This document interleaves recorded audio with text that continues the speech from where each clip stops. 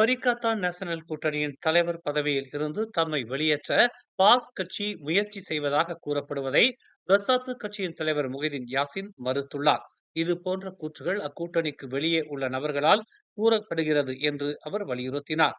ஒரு சில மாதங்களுக்கு முன்பு நடைபெற்ற ஒரு கூட்டத்தில் கலந்து கொண்ட பாஸ் கட்சியின் தலைவர் அப்துல் ஹடி அவாங் பரிகாத்தானின் தலைவராக தாம் நீடித்து வருவதற்கு முழு ஆதரவை தெரிவித்தார் என்று முகைதீன் தெரிவித்தார். கட்சி பதவிகள் அல்லது பிரதமர் பதவி நியமனம் குறித்து தாம் தனியாக எந்த முடிவையும் எடுப்பதில்லை. அம்முடிவுகள் ஒன்று கூடி எடுக்கப்பட வேண்டியவை. பரிகாத்தான் தலைவர் பதவியில் தாம் தொடர்ந்து நீட்டிக்க வேண்டும் என்றும் கட்சி பொறுப்பாளர்கள் விரும்பினால் அவ்வாறே தாம் செய்வதாக முகைதீன் தெரிவித்தார். உண்மையை சொல்வதென்றால் அண்மையில் பெர்சாத்துவின் தலைவராக தாம் மீண்டும் தேர்ந்தெடுக்கப்பட்டேன்.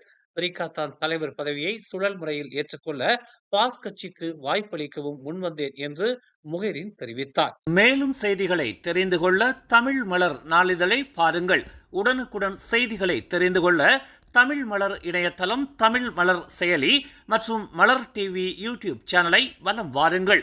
எங்களோடு இணைந்திருக்க மலர் டிவியை பதிவு செய்து கொள்ளுங்கள். உறவுகள் மகிழ்ந்திட விருப்பம் மற்றும் பகிர்வு சேவையை சொடுக்கிடுங்கள்.